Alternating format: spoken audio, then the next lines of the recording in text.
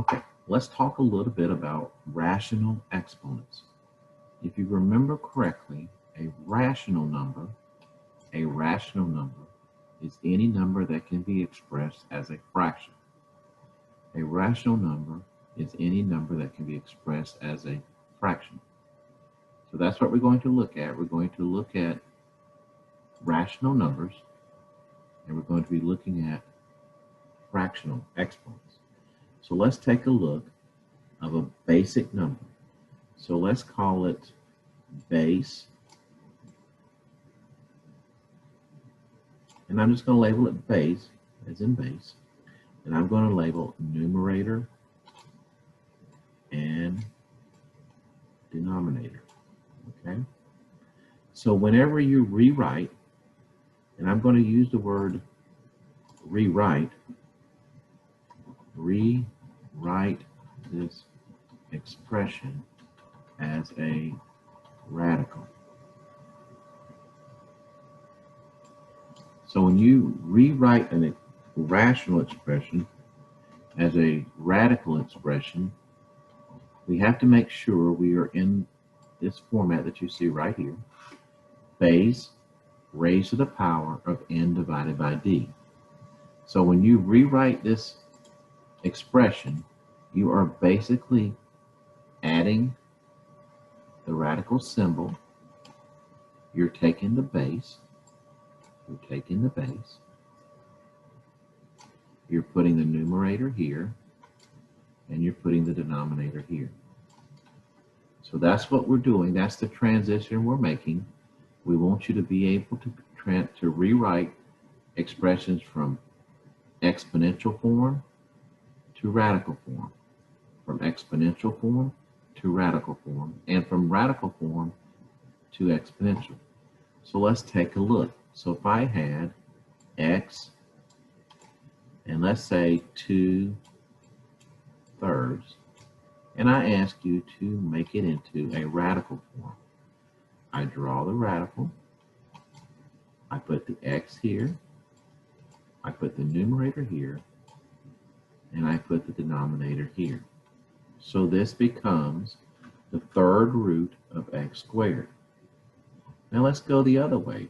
What if I had, let's put in x here, and let's put, I don't know, let's put 4, and let's put 5 here. And I told you to go this way. Well, I put my base down, then I put my numerator, and then I put my denominator. So that's the basics of going from a rational exponent to a radical, and from a radical to a rational exponent. Now, what happens if you have a number?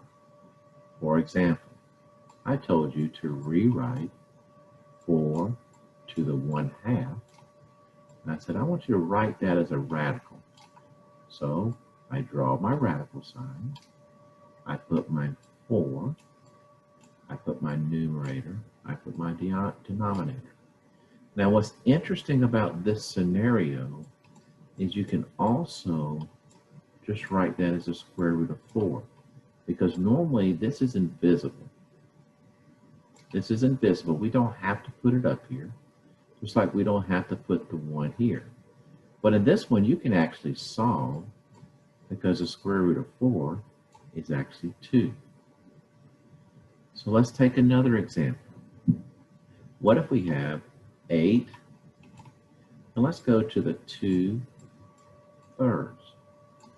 Well, and I told you to rewrite that. Well, first I'm going to draw my radical symbol. I'm going to put my 8 here. I'm going to put my numerator here, and I'm going to put my index there. Now that looks confusing, because you can also write this as the cube root of 64.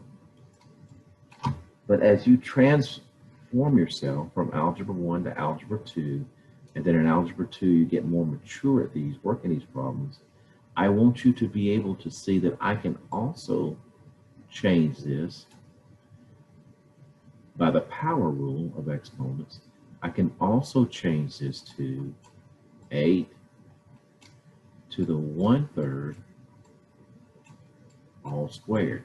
Think about that for a moment, because 8 to the 1/3 raised to the 2, I multiply that and I get 8 to the 2/3. But now let's think about this even more.